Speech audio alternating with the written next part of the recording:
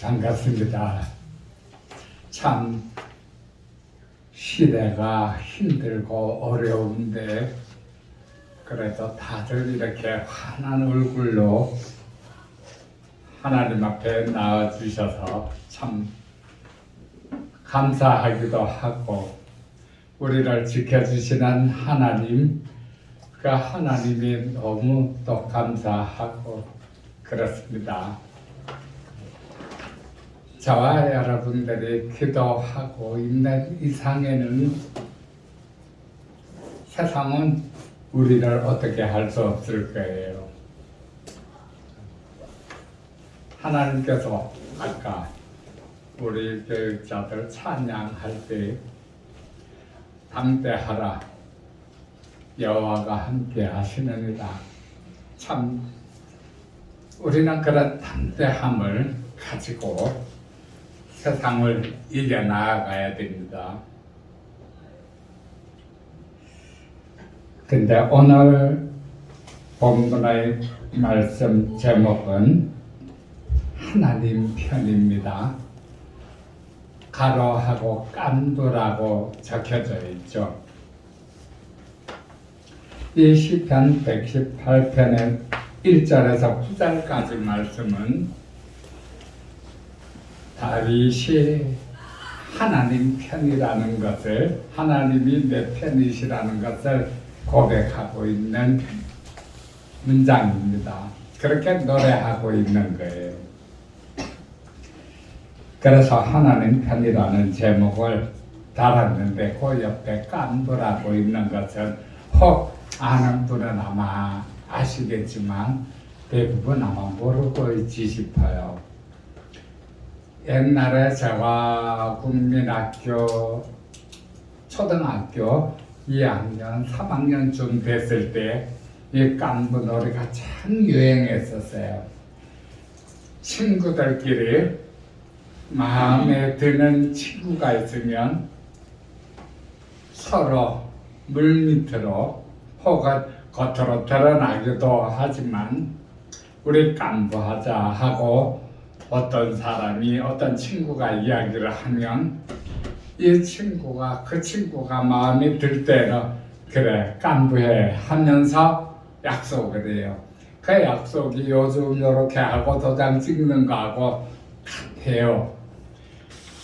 그렇게 깐부로 약속을 하고 나면 어디 가든지 한편이 돼서, 예를 들면 딱지라든가 단말하든가 이런 것도 빌려주고 그냥 주기도 하고 막 공용하고 그렇게 지내는 거예요. 이 깐부는 참 중요한 의미를 그때 우리한테 주고 있었거든요. 예를 들어 가지고 내가 어디 가가지고 6학년 애들한테 맞았다고 치면 그 깐부가 대장이라면 그 깐부한테 가가지고 나 맞았어 하면 두 손 다 걷어붙이고 나가가지고 복수를 해주는 거예요. 그 정도로 이제 아주 긴밀한 관계를 갖고 있는 게 깐부인데, 요새 이야기로 하면 편이라는 말입니다. 편 먹고 하는 거. 근데 그 당시만 해도 굉장히 친밀하고 막 친구들하고 함께 놀면서 그렇게 지냈었거든요. 근데 잊어버렸었어요. 근데 이 말이 언제 생각이 났는가 하면, 얼마 전에 오징어 게임이라고 그 인터넷에서 1위를 하고 있다는 이야기를 듣고 오징어 게임을 봤거든요. 거기 보니까 옛날에 하던 게임들이 다 나와요. 그런데 거기에 깐부가 나오는 거예요. 어떻게 깐부가 나오는가 하면, 주인공 이정재가 그 오징어 게임을 해나가는 동안에 만약에 가지고 있는 걸 다 잊어버리면 죽는 거예요. 지든지. 그런데 그 죽는다 하는 게 게임이기 때문에 안 죽을 거라고 착각하잖아요. 아니에요. 보니까 실제로 다 죽거든요. 그 이정재가 다마를 갖고 있었는데 할아버지 한 분이 한편이 돼가지고 이제 그 다마를 뭐 이렇게 따먹기로 하고 그러는 거예요. 근데 이 할아버지가 게임을 참 잘해가지고 이정재가 다 잃었어요. 그러면 이제 이정재가 죽어야 되는데 실제로 죽는 사람들을 많이 봤으니까 자기가 죽어야 된다 하는 이 심각함은 나타나거든요. 그때 이 할아버지가 갑자기 치매인 척 하면서 이야기를 하는 거예요. 내가 이렇게 저렇게 했던가 하면서 치매인 척 하니까 이 정자가 정신이 번쩍 들면서 이 할아버지가 치매면 어쩌면 뭐 살아갈 것도 있겠다 싶어가지고 그 다마를 어떻게 이렇게 받을 생각을 하는데 그때 할아버지가 깐부 이야기를 해요. 그러면서 자기가 치매인 척하고 다마를 다 주는 거예요. 주고 자기는 죽으러 가고 이 할아버지가 이정재를 살아가지고 가는데 그래 옛날에는 깐부 맺었다 하면 참 그 약속이 아주 신실했고 그 깐부를 배반한다 하는 거는 진짜 있을 수 없는 그러한 이야기였거든요. 이 시편 118편에 여호와는 내 편이시라 내가 두려워하지 아니하리니 사람이 내게 어이할까. 하나님이 내 편이시라면 사람은 우리를 어떻게 할 수가 없어요. 그죠? 하나님만 온 천지를 창조하시고 모든 것을 다스리시는 분이신데 그래서 1절부터 4절까지 보면 여호와께 감사하라 그는 선하시며 그의 인자하심이 영원함이로다 그렇게 이야기하잖아요. 이 감사할 수 있는 사람은 딱 정해져 있습니다. 누군가 하면 하나님 편인 사람. 하나님 편인 사람은 하나님께 감사를 해요. 왜냐하면 하나님께서 그 사람 편이기 때문에 항상 지켜주시고 도와주시거든요. 그래가지고 1절에 하나님 편인 사람은 다 감사하라 하는 이야기가 나와요. 그런데 이 감사하는 사람들의 종류는 2절, 3절, 4절인데 먼저는 이스라엘 백성들에게 감사하라 그러죠. 옛날에는 이스라엘 백성들이지만 지금은 영적인 하나님의 자녀들을 이야기합니다. 하나님 영적으로 하나님의 자녀들이에요. 이제 아론의 집은 말하기를 하나님께 제사를 드리는 제사장의 그 모든 집. 그러나 지금은 모두가 다 제사장이에요. 하나님의 자녀 한 사람 한 사람 다 그 마음이 성전이고 그 성전에서 본인이 하나님 앞에 제사를 드리는 제사장이에요. 왕 같은 제사장이 저와 여러분들입니다. 그리고 세 번째는 이제 여호와를 경외하는 자는 말하기를 하고 경외하는 자잖아요. 이 경외하는 자라는 말은 하나님을 두려워하면서도 공경하는 자를 이야기를 하는데 참 어렵습니다. 하나님을 믿는 사람일지라도 하나님을 아는 사람일지라도 하나님을 경외하고 두려워한다는 것은 참 힘들어요. 그런데 이렇게 하나님께 감사해야 하는 자들을 이 시편 기자가 이야기를 하고 난 다음에 자기의 마음을 이야기를 했거든요. 그 마음이 뭔가 하면 내가 고통 중에 여호와께 부르짖었더니 여호와께서 응답하시고 나를 넓은 곳에 세우셨도다.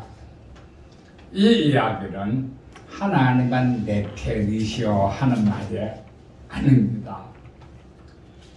먼저 하나님은 내 편이시여 하기 전에 내가 하나님 편이 될 수 있게끔 나아가야 돼요.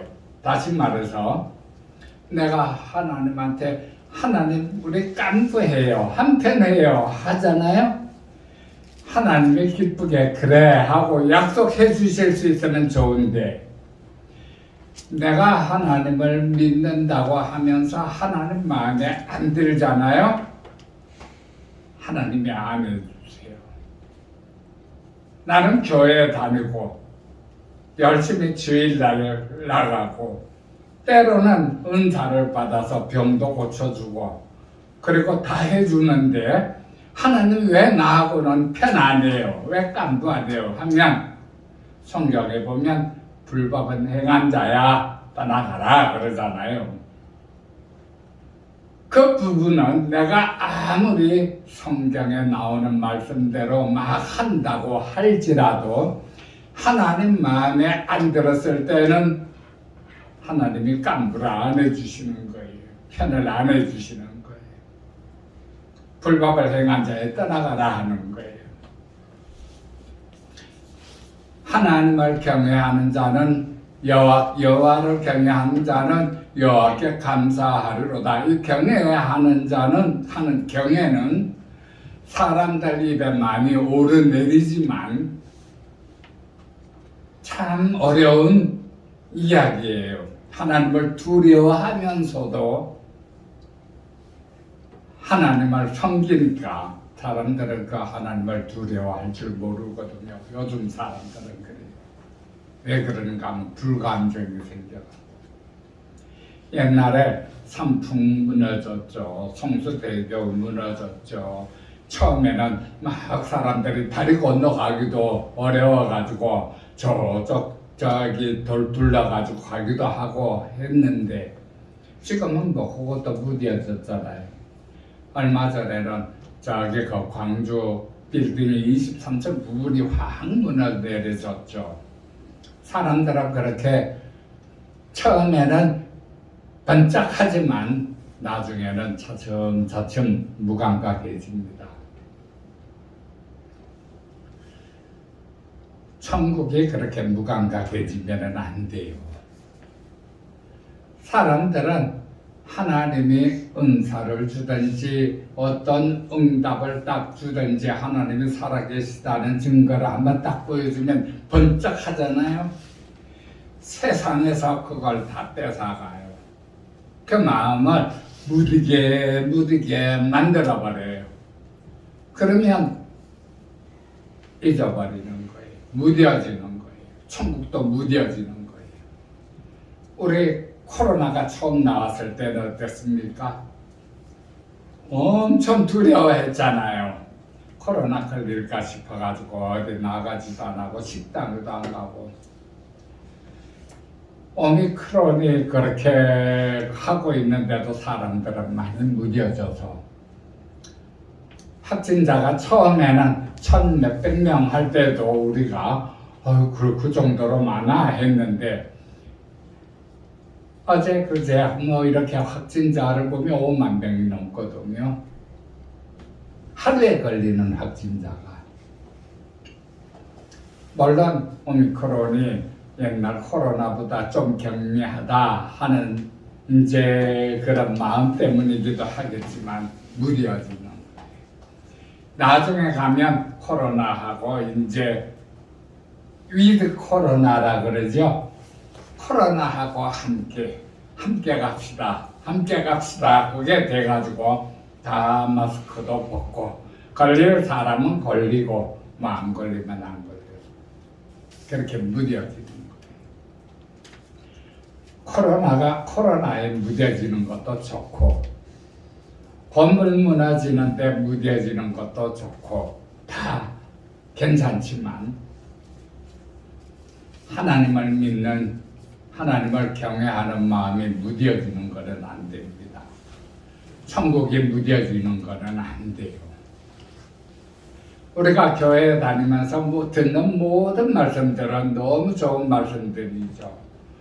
너무 좋은 말씀들을 들으면서 나는 하나님을 믿는 사람이니까 생각하고 있겠지만 그 믿는 사람들 그 마음이 하나님을 정말 경외하는 마음일까? 이것은 참 중요하거든요.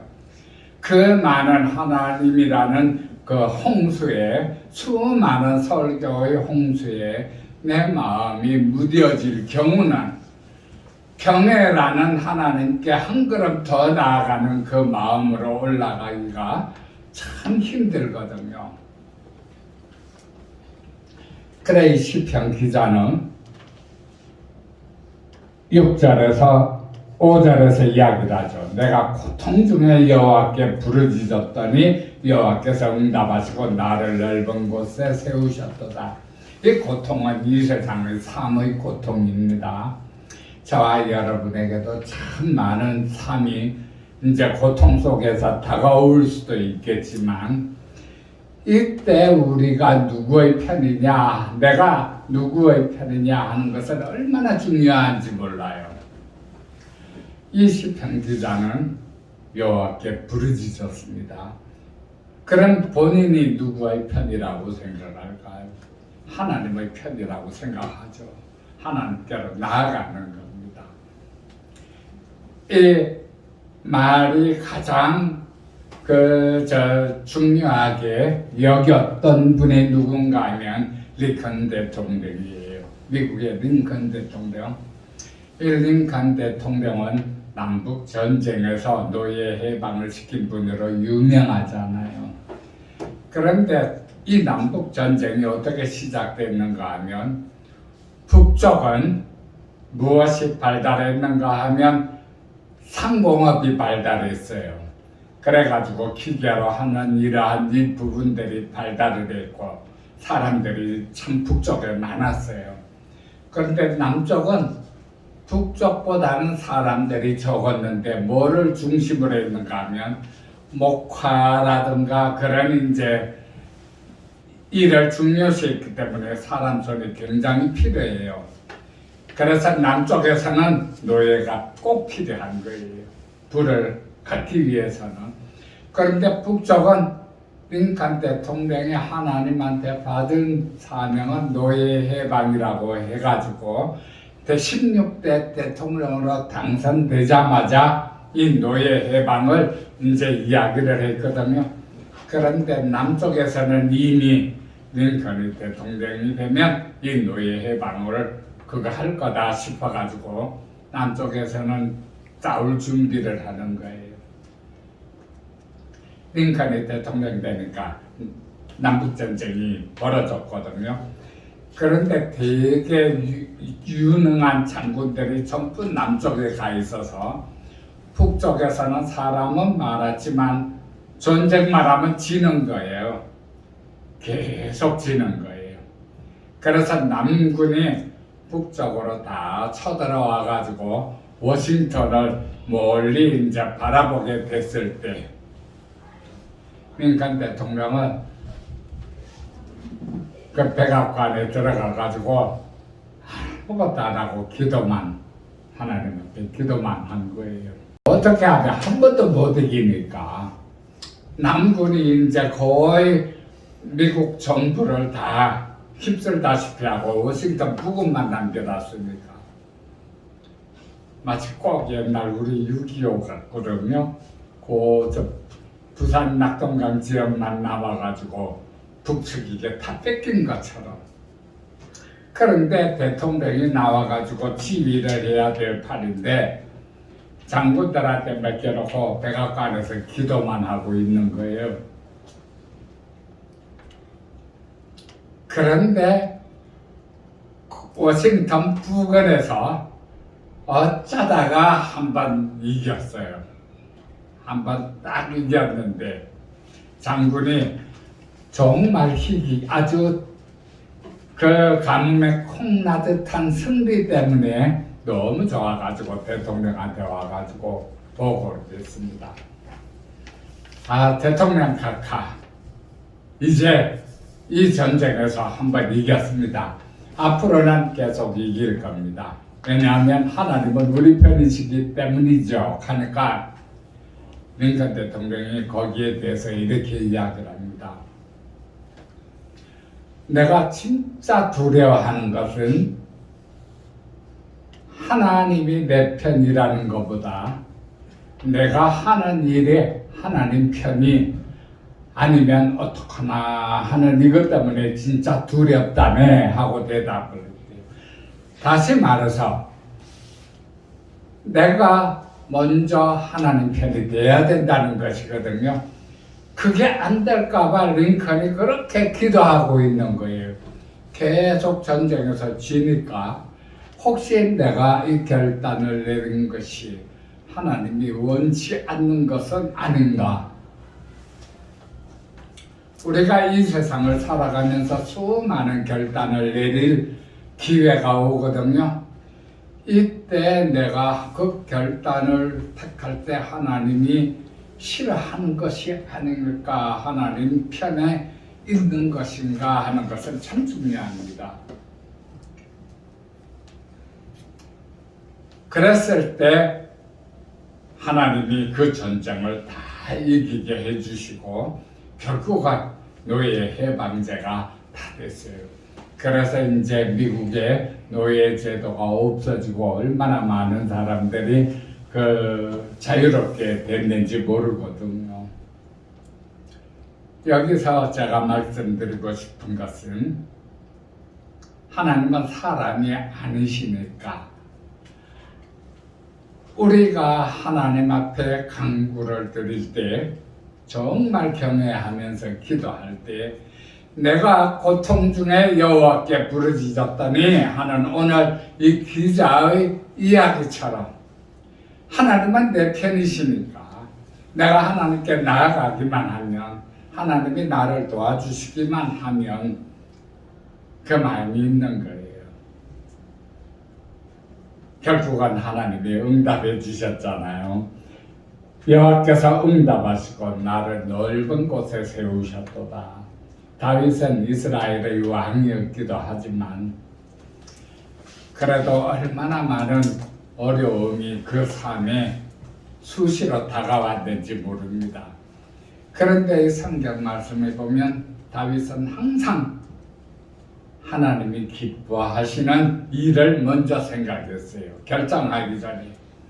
심지어는 자기 부족과 온 가족이 브레셋에게 잡혀갔는데 다윗이 첫 번째 한 일이 뭔가 하면 에봇을 가져와라 그래가지고 몸에 에봇을 걸치고 하나님 앞에 나아가서 기도했습니다.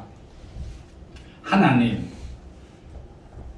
우리 식솔이 다 잡혀갔는데 내가 쫓아갈까요 말까요? 하나님의 뜻을 먼저 물어보는 거예요. 내 가족이 다 갔어도 참 보통 사람들이 할 수가 없죠. 하나님이 가라. 내가 한 사람도 잃어버리지 않냐고 다 찾게 해줄게. 응답을 받고 갔어요. 자기를 의지하고 가지는 않았거든요. 하나님을 의지하고 가는 거거든요. 참 우리 삶에서 그렇게 하기는 너무 어렵잖아요. 그죠? 그래서 우리가 오늘 말씀은 두 가지 참 중요한 부분을 제가 생각을 했는데 뭔가 하면 한 가지 하나님 앞에 참 감사한 것은 아직도 우리 교회에서 기도가 끊어지지 않고 있다는 겁니다. 우리가 항상 모여서 기도하고 하나님이 어떤 것을 원하시는가를 우리가 먼저 파악을 하려고 힘쓰고 그렇게 나아가고 있다는 것이 정말 참 감사한 일이거든요. 그래서 첫 번째는 우리에 대한 문제입니다. 이 기도하고 있는 우리. 두 번째는 가만히 보니까 우리 모두 자녀들이 있잖아요. 근데 그 자녀들을 한 사람 한 사람씩 생각해 보면 대부분 다 남자예요. 여자는 뭐 어쩌다가 한 사람씩 있고 자녀들이 다 남자예요.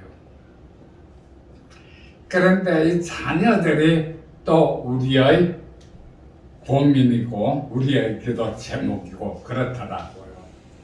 그래서 오늘 저와 여러분과 함께 이야기를 하고 싶은 것은 먼저는 우리가 어떻게 하나님 앞에서 신앙생활을 해야 되는가 이거고, 두 번째는 우리가 자녀들을 위해서는 어떻게 살아가야 되는가, 이 두 가지를 놓고 성경에서 찾아보고 함께 말씀을 나누려고 합니다. 먼저 성경에서 찾아볼 사람은 히스기야 왕이에요. 이게 성경에 기재된 부분이기 때문에 제가 많은 부분을 성경에서 찾고 읽을 건데 함께 성경을 찾고 그렇게 읽어 주시기 바랍니다. 히스기야 왕은 참 하나님 앞에 정말 신실하게 살고 하나님을 경외하면서 살려는 유다의 왕이었어요. 유다의 왕들 중에서도 히스기야 왕처럼 아주 경외하면서 그렇게 살았던 왕은 참 드물었거든요.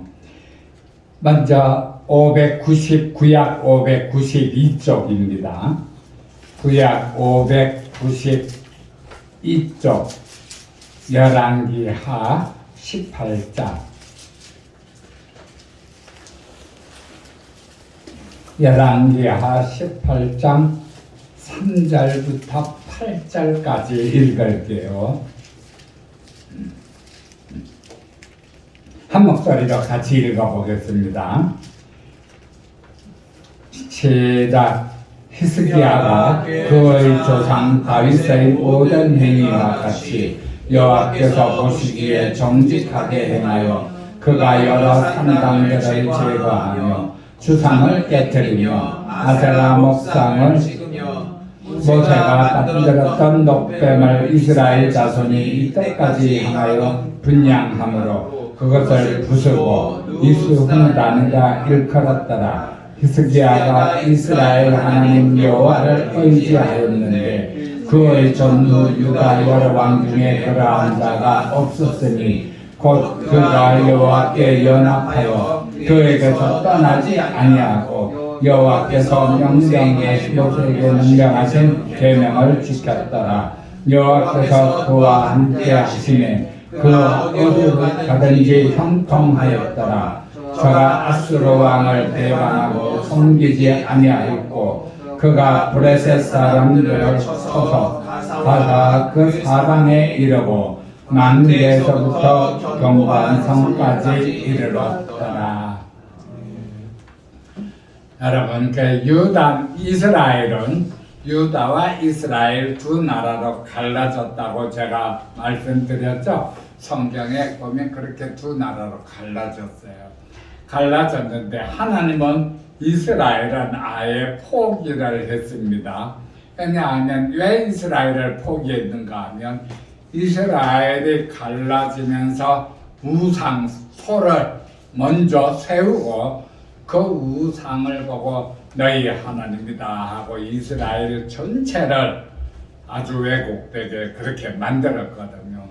그런데 유다는 그대로 하나님을 믿고 내려오기 왔는데 다윗에게 하나님이 이 한 지파를 주면서 너희 앞에서 등불이 끊어지지 않도록 하겠다 그렇게 약속을 했었어요. 이 히스기야는 그 약속을 따라서 내려온 왕 중에 하나입니다. 방금 읽어본 것 같이 참 하나님을 경외하는 삶을 살았잖아요. 히스기야가 그의 조상 다윗의 모든 행위와 같이 여호와께서 보시기에 정직하게 행하며 쭉 읽어 내려가면 곧 그가 여호와께 연합하여 그에게서 떠나지 아니하고 여호와께서 모세에게 명령하신 계명을 지켰더라. 하나님 편이었다 하는 이야기죠.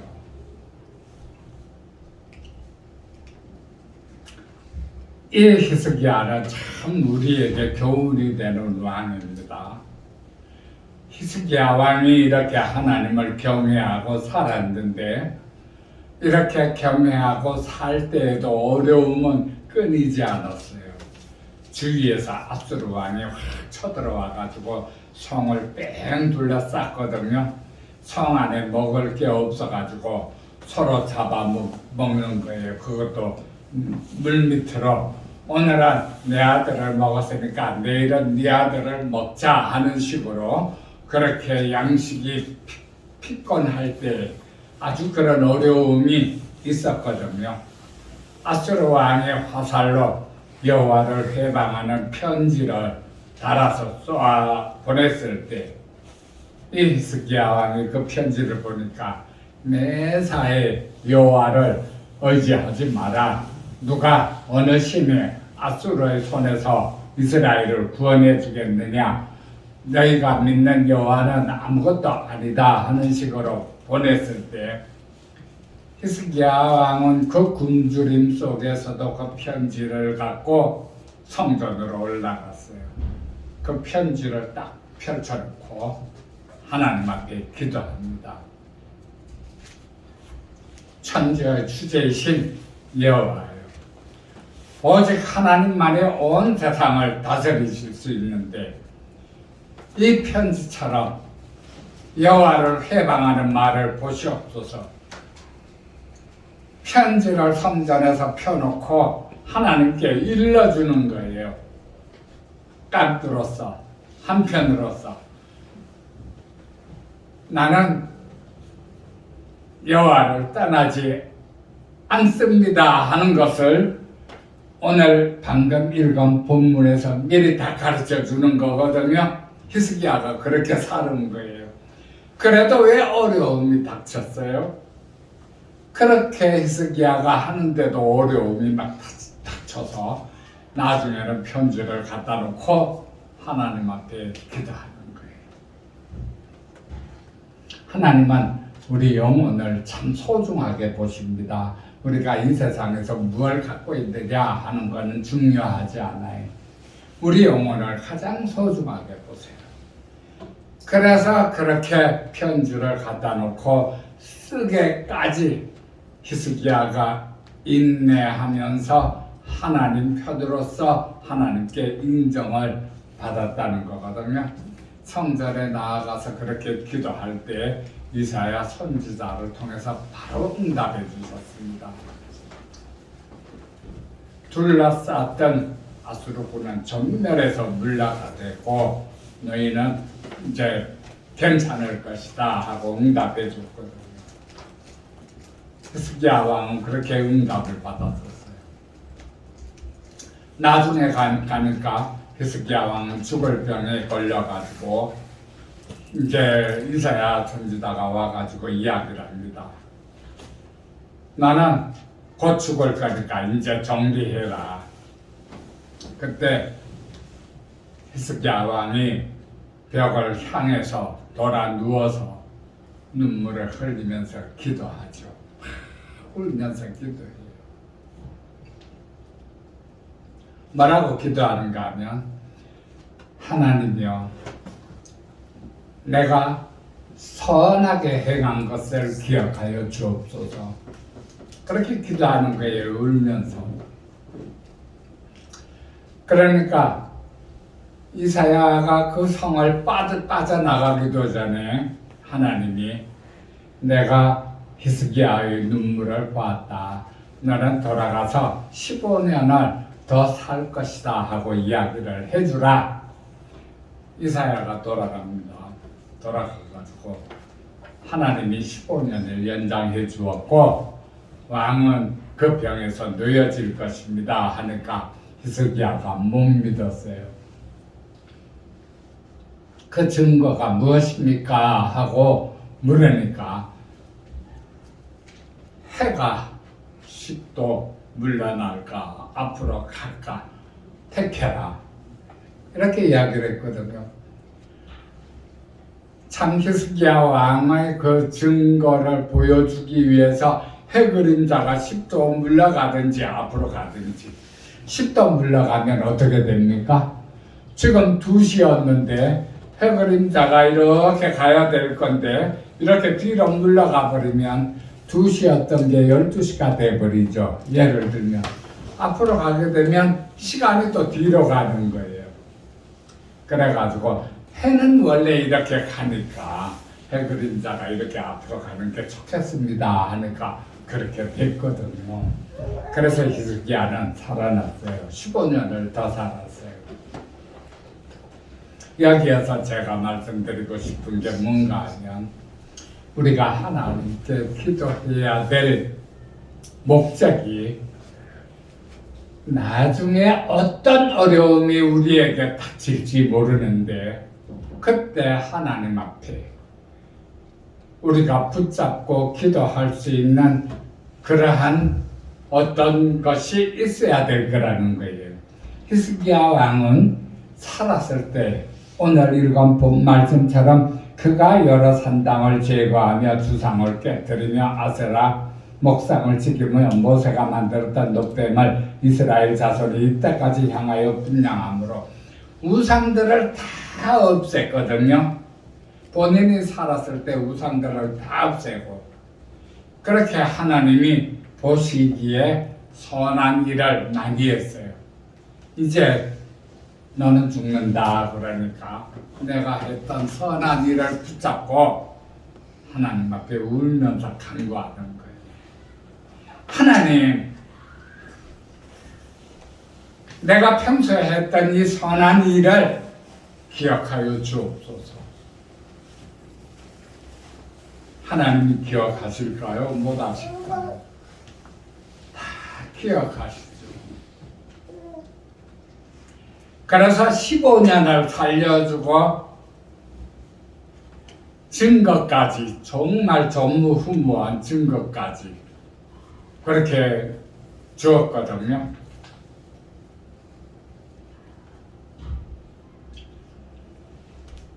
우리가 기도하는데 그렇게 기도해야 됩니다.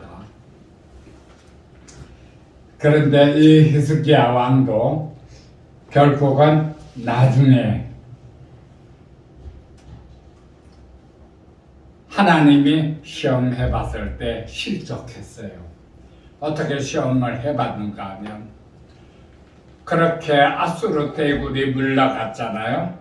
주위의 모든 나라 중에 이 유다처럼 아수르를 물리친 나라가 없었거든요.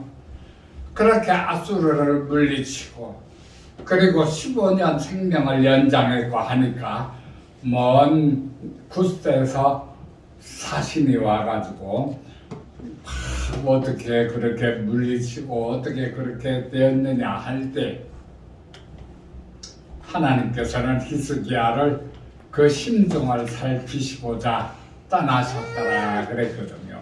그때 히스기야가 교만해서 그 가지고 있던 그 창고를 다 보여주고 그리고 막 그 사신한테 유다가 가지고 있는 모든 걸 다 보여줬어요. 그러니까 이제 선지자가 와가지고 이야기합니다. 왕이 그렇게 해서 나중 가면 국고에 있는 모든 것을 다 다른 나라에 빼앗길 것입니다. 그렇게 예언을 하는 거예요. 그렇게 예언하면서 히스기야에게 좀 부정적인 예언을 했거든요. 그때 히스기야가 나의 시대에는 아무런 그게 없어서 참 다행입니다. 그것만 해도 다행입니다. 그렇게 선지자한테 고백을 했어요. 우리가 여기에서 어떤 교훈을 마음속에 품어야 되는가 하면 내가 하나님 편으로 나아가야 된다. 그런데 하나님 편으로 나아가야 되는데 하나님 마음을 감동시켜서 하나님과 한편이 되어야 된다는 거거든요. 이 부분은 참 중요합니다. 성경 안에 보면 대부분 믿음의 조상들은 다 그랬어요. 어려움 속에서도 하나님이 살아계시다는 것을 확실히 믿고 그 하나님, 붙들었거든요. 그 하나님 편으로 나아가는 길은 하나님이 기뻐하시는 일을 내가 하는 거예요. 그럴 때 하나님께서는 우리의 어려움, 그 어려움 속에서 울면서 하나님 앞에 간구할 때 하나님이 그걸 다 해결해 주시는 거거든요. 우리는 인내하면서 어떤 일이 있을지라도 살아계신 하나님에게로부터 멀어지면 안 됩니다. 그래서 제가 하나 감사한 것은 우리는 지금까지 참 열심히 기도하면서 우리 교회에서 기도가 끊어지지 아니한 것을 참 감사하게 생각해요. 그래서 우리가 여기에서 하나님이 기뻐하실 만한 선한 일을 하면서 그렇게 신앙생활을 한다면 우리는 앞으로 하나님이 절대로 버리시지 않을 거라 하는 확신이 들거든요. 저와 여러분은 지금까지 하나님 앞에 그렇게 간구하면서 기도한 것처럼 이 노선에서 절대로 벗어나지 마시기 바랍니다. 항상 하나님을 붙잡고 기도하시기 바랍니다. 그리고 하나님이 기뻐하실 선한 일을 하는 일. 그렇게 기도하시는 여러분들을 보고 있으면 참 저도 마음이 너무 편하고 너무 좋거든요. 기도하시는 분들 때문에 저도 같이 더 기도할 수 있고 그렇게 될 수 있는 거예요. 저 때문에 여러분들도 기도하시겠지만 여러분들 때문에 저도 같이 기도할 수 있는 거예요. 그리고 아무도 없다면 저 혼자 어떻게 될지 그것도 이제 조금은 불확실하지만 여러분의 함께함으로 해서 저도 여러분 덕분에 이 길을 쭉 갈 수 있는 것이거든요. 그래서 얼마나 감사한지 몰라요. 그런데 가만히 보니까 두 번째로 우리 자녀들이에요. 자녀들이 참 다들 고민이잖아요. 세상적으로는 아마 고민 안 되는 분도 있을 거예요. 그리고 또 우리 자녀들이야 뭐 하나님을 잘 믿으니까 그리고 또 그 교회도 우리 따라서 잘 다니니까 하는 자녀들도 있잖아요.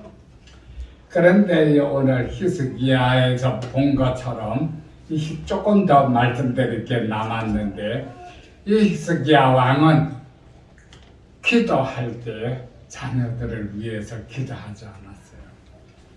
오직 자기를 기도했거든요. 그 부분이 한번 말씀을 찾아볼게요.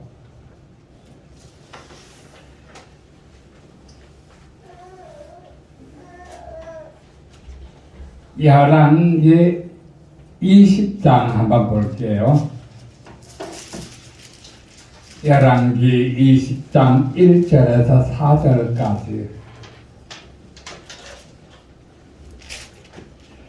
1절에서 4절까지는 미리 제가 말씀드린 거지만 1절에서 4절까지는 그때 히스기야가 병들어 죽게 되매 아모스의 아들 선지자 이사야가 그에게 나와서 그에게 이르되 여호와의 말씀이 너는 짐을 정리하라 내가 죽고 살지 못하리라 하셨나이다 하니까 히스기야가 나철벽으로 향하고 여호와께 기도하여 이르되 여호와여 구하오니 내가 진실과 진심으로 주 앞에 행하여 주께서 보시기에 선하게 행한 것을 기억하옵소서 하고 히스기야가 심히 통곡하더라.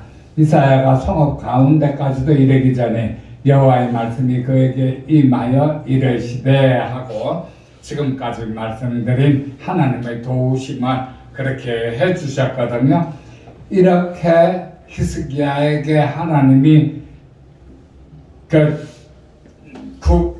구해주시고 살아계시다 하는 것을 알려주셨는데 왜 자녀들에 대해서 기도를 안 하나 안 했나 하는 부분은 좀 히스기야 왕을 생각할 때마다 약간 안타까운 이야기입니다. 왜 그 히스기야 왕이 자녀들에게 대해서 기도를 안 했는가 하면 말씀을 제가 드리면은 쉬운데 성경에 있기 때문에 제가 확실히 찾아서 말씀드렸으면 해서 찾고 있거든요. 열왕기 20장 16절에서 19절까지 한번 볼게요. 16절 19절까지 제가 빨리 읽겠습니다. 이사야가 히스기야에게 이르되 여호와의 말씀을 들으소서. 여호와의 말씀이 날이 이르리니 왕궁의 모든 것과 왕의 조상들이 오늘까지 쌓아두었던 것이 바벨론으로 옮김받고 하나도 남지 아니할 것이요 또 왕의 몸에서 날 아들 중에서 사로잡혀 바벨론 왕궁의 환관이 되리라 하셨나이다 하니 여호와께 선한 일을 하고 그 응답을 받았던 히스기야에게 하나님이 하신 말씀은 좀 의외잖아요. 그런데 그 다음에 19절에 보면 히스기야가 이사야에게 이르되 당신이 전한 바 여호와의 말씀이 선하니이다 하고 또 이르되 만일 내가 사는 날에 태평과 진실이 있을진데 어찌 선하지 아니하리요 하니라. 히스기야는 아들이 잡혀가겠다 하는 예언에도 마음이 별로 슬프거나 답답한 걸 내비치지 않았거든요. 오직 본인이 살아있는 동안 큰 그게 없으니까 여호와께서 선하시다 그렇게 이야기를 합니다.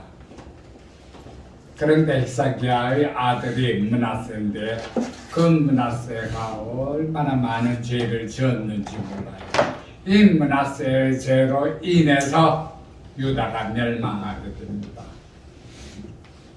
히스기야가 그렇게 하나님이 하는 모든 것들을 잘 해결을 했는데 자기 자녀들을 위해서는 기도를 안 했거든요. 그게 참 어려운 게 자녀들을 위해서는 그게 참 어려운 게 여러분 다윗과 솔로몬은 무엇보다도 잘 아시죠.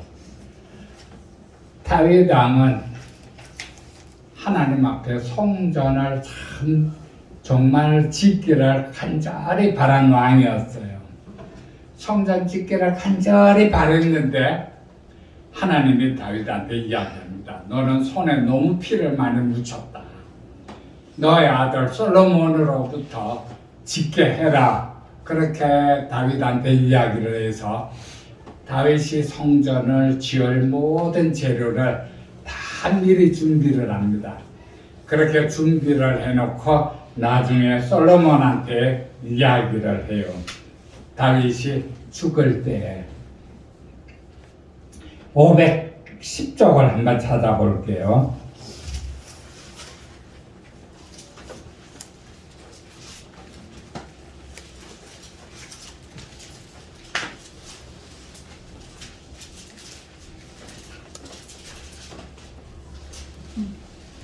(510쪽) 열왕기상 2장 1절에서 4절까지입니다. 제가 빨리 읽을게요. 한 목소리로 같이 빨리 읽도록 하겠습니다. 다윗이 죽을 날에 임박하니 그의 아들 솔로몬에게 명령하여 이르되 내가 이제 세상 모든 사람이 가는 길로 가게 되었노니 너는 힘써 대장부가 되고 내 하나님 여호와의 명령을 지켜 그 길로 행하여 그 법률과 계명과 율례와 증거를 모세의 율법에 기록된 대로 지키라. 그리하면 내가 무엇을 하든지 어디로 가든지 형통할지라. 다윗은 솔로몬에게 분명히 하나님께 대한 이 말씀을 가르치고 인도를 했거든요. 그리고 성전 지을 거를 다 준비하면서 솔로몬에게 넘기는 동안 솔로몬은 다윗이 하는 것을 다 이렇게 보고 따라왔습니다. 그리고 난 다음에 다른 말씀에서 솔로몬에게 성전 지으라고 이제 그 이야기를 해줘요. 그래서 솔로몬이 성전을 짓는데 성전을 다 짓고 난 다음에 솔로몬이 성전 준공식 날 하나님 앞에 기도합니다.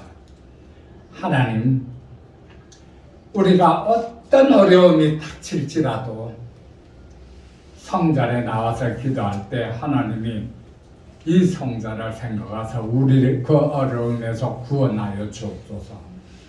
이스라엘이 아무리 어려움을 당했을지라도 이 성전을 바라보고 기도할 때는 하나님 아버지 이 성전을 기억하사 그들의 기도를 들어주시옵소서.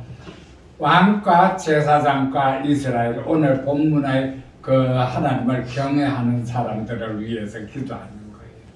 당신들이 어디든지 이 성전을 바라보고 기도할 때 하나님 아버지 다 허락하여 주시옵소서. 하나님 앞에 그렇게 기도를 했거든요. 그런데 이 솔로몬이 어떻게 됐습니까? 나중에는 하나님이 대노했어요. 왜 대노했는가 하면 532쪽을 한번 볼게요.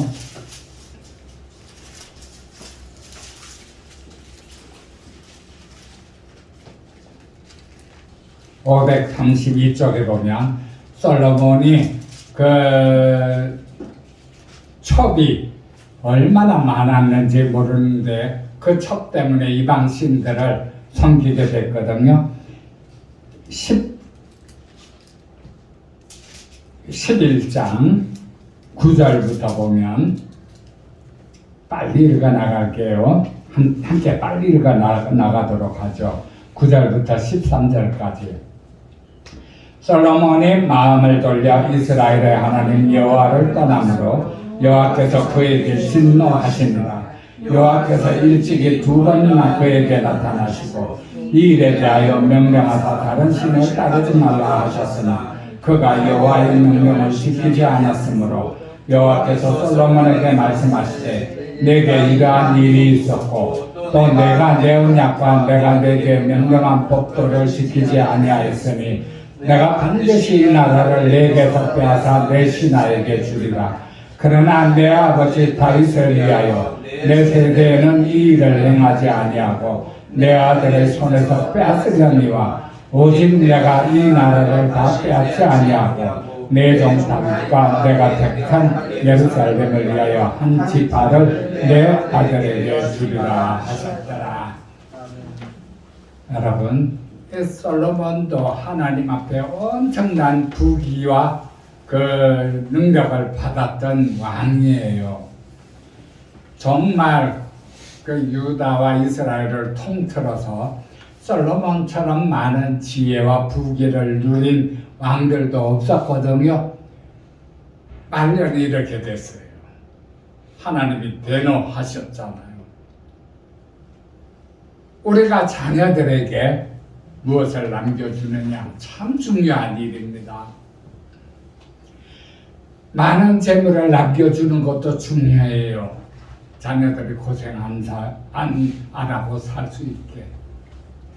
그러나 그보다도 더 중요한 게 있습니다. 자녀들이 기도할 수 있게끔 그 자리에 올 수 있게끔 인도하는 거예요.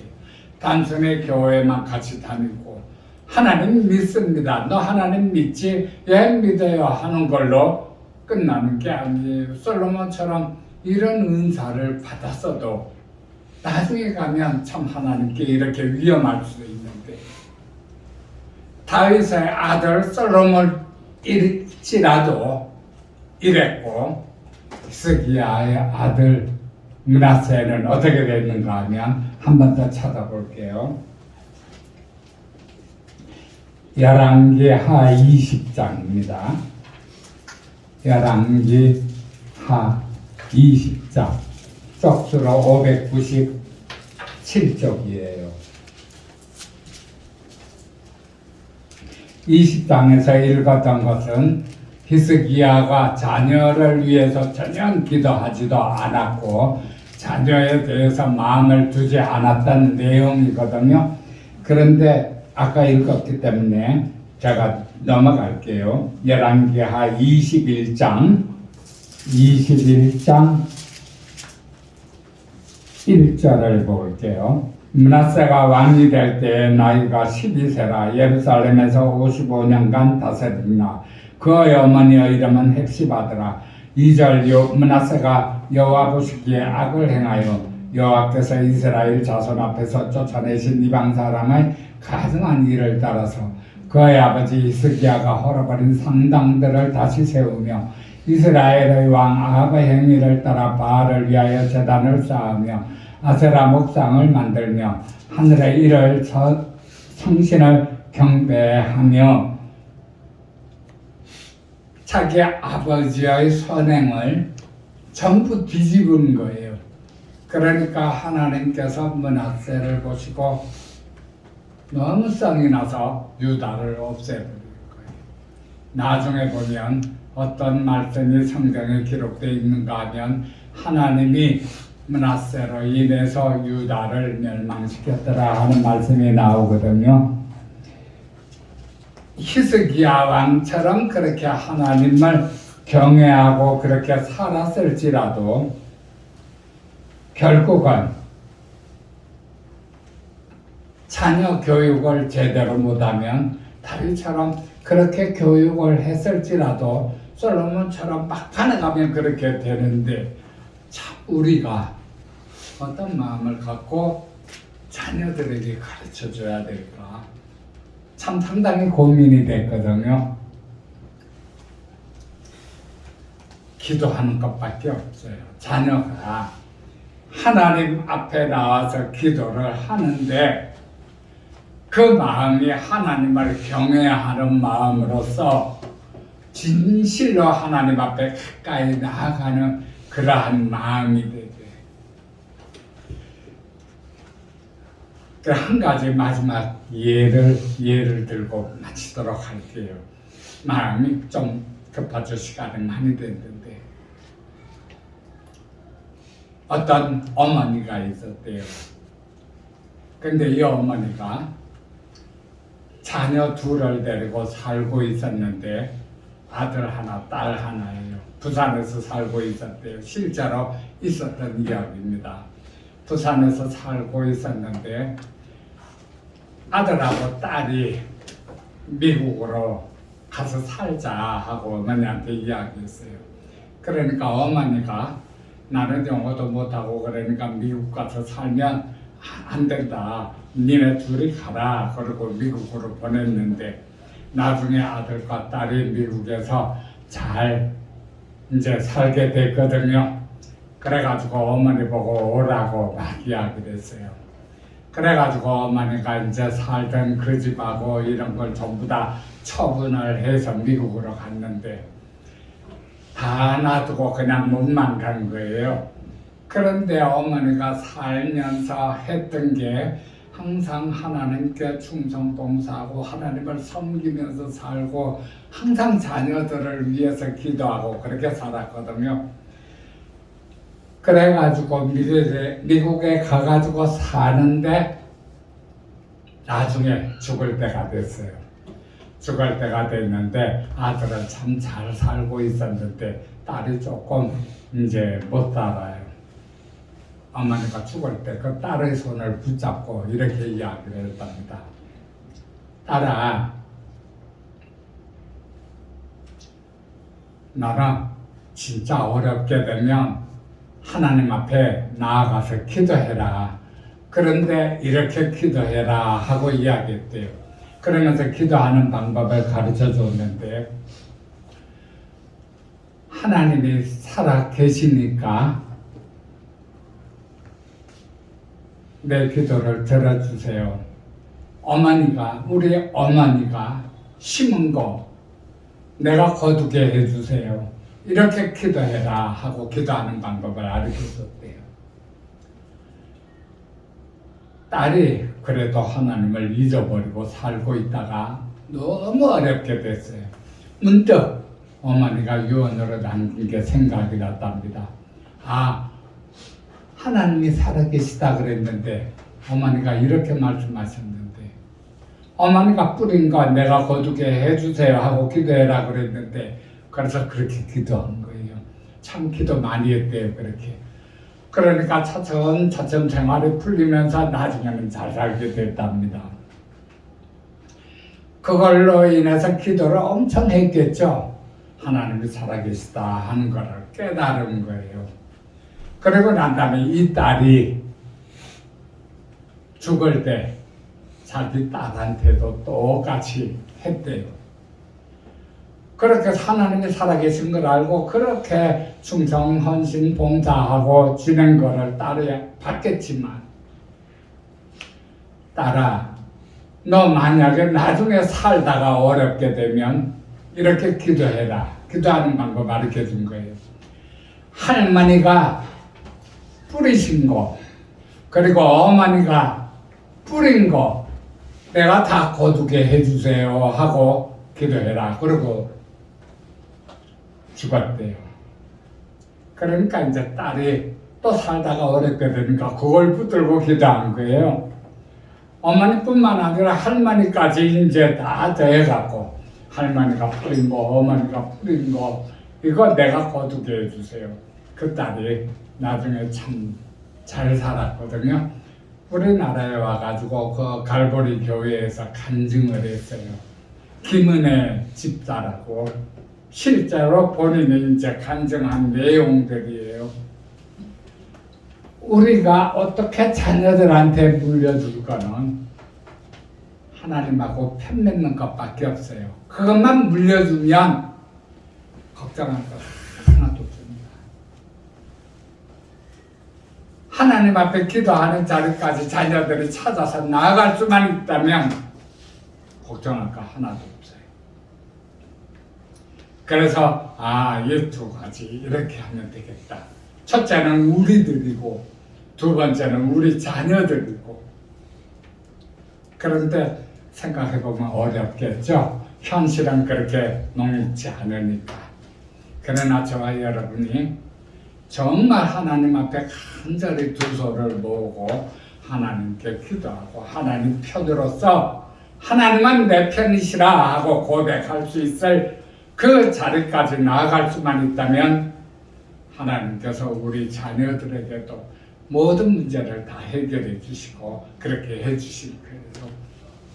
이렇게 승리하는 저와 여러분이 될 수 있기를 주님의 이름으로 축원합니다.